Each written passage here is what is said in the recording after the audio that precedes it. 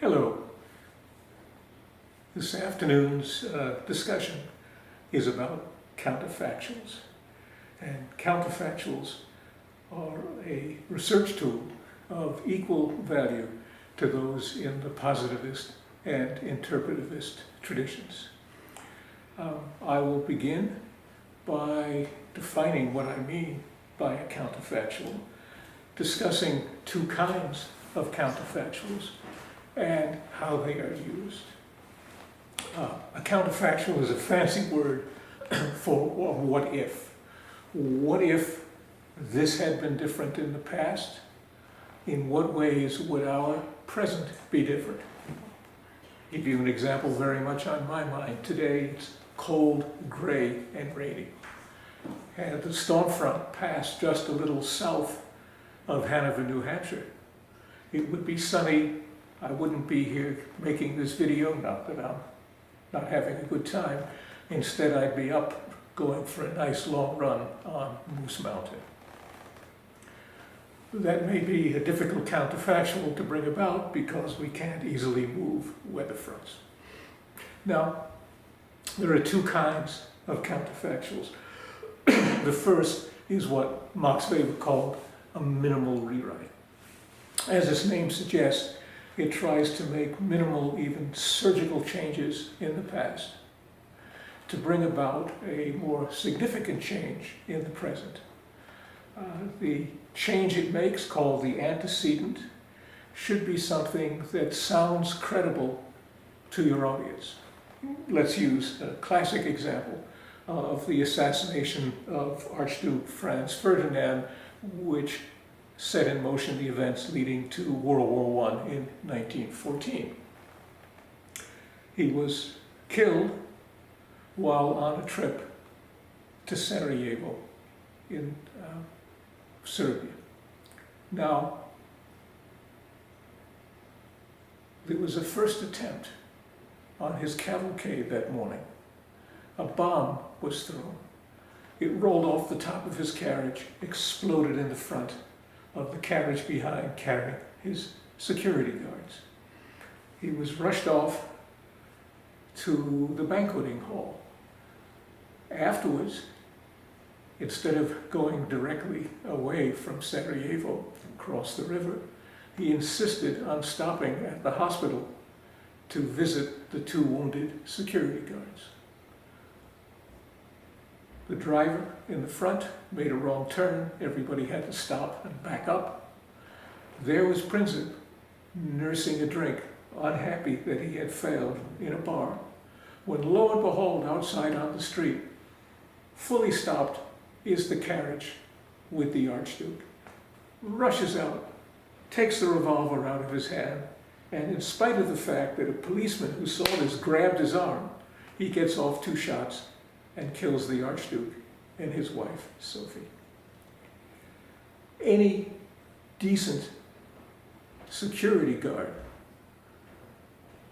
would have rushed the Archduke out of town in the aftermath of the first assassination attempt. And the last thing they would have allowed him to do was to travel through the town, especially slowly, a second time after the banquet. So removing him from the scene, in fact, makes more sense than what happened. So it's a credible antecedent. Antecedents are linked to consequences through a chain of logic. So if we want to prevent World War I in 1914, or more dramatically prevent World War I altogether, we have to create a set of arguments that show how the survival of the Archduke would have led to this outcome. Those arguments should make use of what evidence is available and argue on the basis of what theoretical knowledge we have or what makes common sense to us. The second kind of counterfactual is a miracle counterfactual. It's something that really flies in the face of reality, but may nevertheless be interesting. Suppose, for example, that Napoleon had stealth bombers and missiles at the Battle of Waterloo. The outcome would have been different. Now, this is a silly counterfactual because there's no way in which this could have happened given the technology of the day. But one could still use it, or related counterfactuals, for thoughtful investigations. If you suppose, for example, that Africans were Caucasian, you could ask yourself, would colonialism and post-colonialism still have taken place? Did it matter that these people seemed culturally and physically different? Or was imperialism driven by imperatives in which this would not have mattered? Now, minimal rewrite counterfactuals are used by positivists and interpretivists alike to test or evaluate, testing being the word of positivism and evaluation of interpretivism, to test or evaluate causal claims. This is a very straightforward need, although a difficult one to implement in practice. If we say that X caused Y, our assumption, ceteris paribus, other things being equal, that in the absence of X, Y would not have occurred. To make a plausible counterfactual claim, we not only have to show that X often precedes Y, and therefore may be its cause, but if we can show that Y does not occur in the absence of X, then our claim is more convincing still. Quantitative researchers set up their studies in such a way to try to take counterfactual cases into account. If, for example, we're claiming, and not that this usually happens, that one factor is responsible for an outcome, like the origins of wars, we could have a 2x2 matrix. On the top, we could have the presence of our independent variables, say arms races, and its absence. And down the other axis, we could have war and no war. If you had a large number of cases, and most of them, or a lot of them, fell in the box where you had arms race and war, and none of them where you had arms race and no war, and none where you had war and no arms race, then you could make a very strong case for the causal role of arms races in bringing about war. It's, of course, more problematic in practice because even if an arms race is a cause of war, it's only one of many causes. We have to do a multivariate analysis. And generating enough boxes for multiple variables with cases that are comparable and independent is extremely difficult.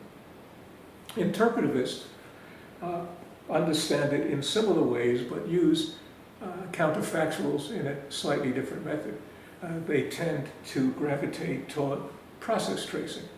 So they try to actually find the links and document them between a putative cause, an arms race again in this case, and a war. And to show the mechanism or the process that links an antecedent to its consequent.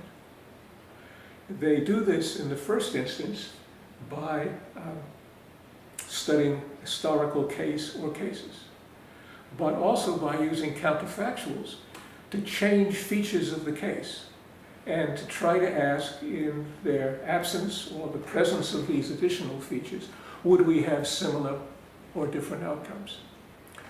This is a complicated procedure, but one that can be as evidence-rich as attempts to document factual arguments. It has to be carried out according to a series of robust protocols. I won't discuss them here, but I've been one of the people to develop such protocols to suggest how these kinds of counterfactual experiments can reasonably be employed. Miracle counterfactuals are really the purview of interpretivists. And their goal is a different one. If minimal rewrites help us test or evaluate theories and propositions, miracle counterfactuals, in the first instance, help us create them. We do so by playing with the world in our mind and wondering how different changes or different worlds, what their implications would be for theories. Let me give you an example. The Industrial Revolution developed in Europe, in two places, in England, but also in the Low Countries where it abuts parts of Germany. And the reason for this is that iron and coal, which together make steel, the essential ingredient of industrialization, were co-located in these parts of the world, and moreover, were on or near waterways which could bring these raw materials or products fashioned from them on the spot to large population centers, cities, where they would be fashioned or consumed. Now, why didn't the Industrial Revolution develop in China or Japan, countries that in the late 18th century were as culturally, economically, and scientifically as developed as Europe, In China, and also in Japan, iron and coal are not co-located and not along the riverways. In China, coal and iron are in the northern and southern parts of the country, and the principal rivers run east-west. Chinese developed different kinds of economic patterns based largely on exploring and settling new land and building up local industry. Now, we could consider the miracle counterfactual, that iron and coal were co-located and along the Yangtze and Yalu rivers that flow from inland to the China Sea. Why would we do this? Because we could then ask ourselves, is it likely that industrialization would have developed? Or are there other factors that need to be taken into account? In other words, by posing this miracle counterfactual, it generates new questions that can be answered so-called in a factual way. Kenneth Pomerantz, who's written a book on this subject, looked at such further requirements as cheap labor force and found them in Europe in the form of unmarried young women. The average age of marriage was 26. He discovered in China that the age was about the same, but that there was a big social difference. It was a disgrace in China for women to work outside the home, rather they did piecework in the home. So this and other questions lead us back and forth between counterfactuals and historical research.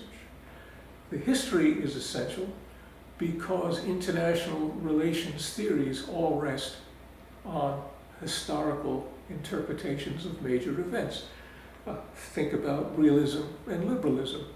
One focuses on the importance of power and the balance of power, or polarity, or changes in the perception of the balance. The other makes the assumption that people want wealth.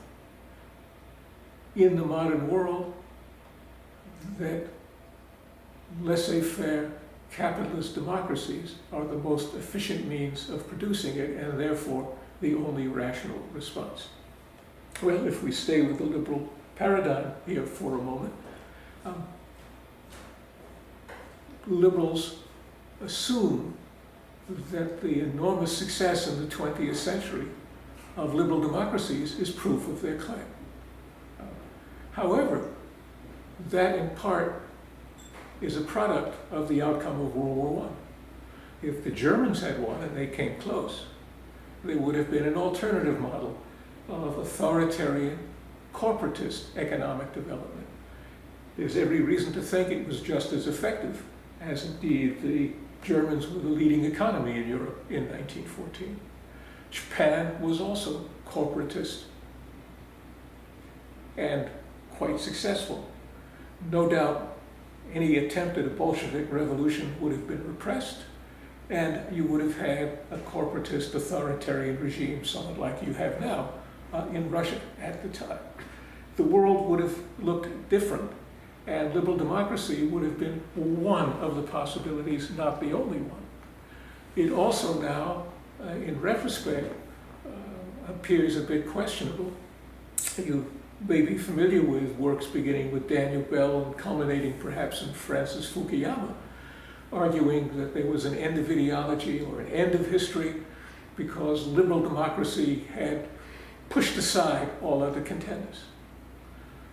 Giving this talk in 2020, where ideology is very much alive again, and threats to democracy are very real, and within what were the most robust liberal democracies of the West, we need to question this.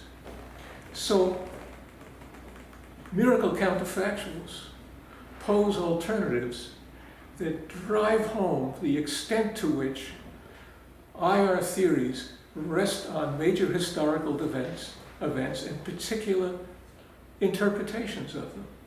And if we can question those interpretations or even the contingency of those events, you can pull the rug out from underneath these theories, or at least make the theorists in that paradigm question the assumptions on which it rests. So, counterfactuals are a very important tool, and an important tool in both paradigms, and a tool that is now explored more explicitly in international relations, but needs to be more thoroughly considered, not only for its narrow goal of testing and evaluation of propositions, but its far more, I think, important consequences for how we develop theories and the kind of theories we develop. Thank you.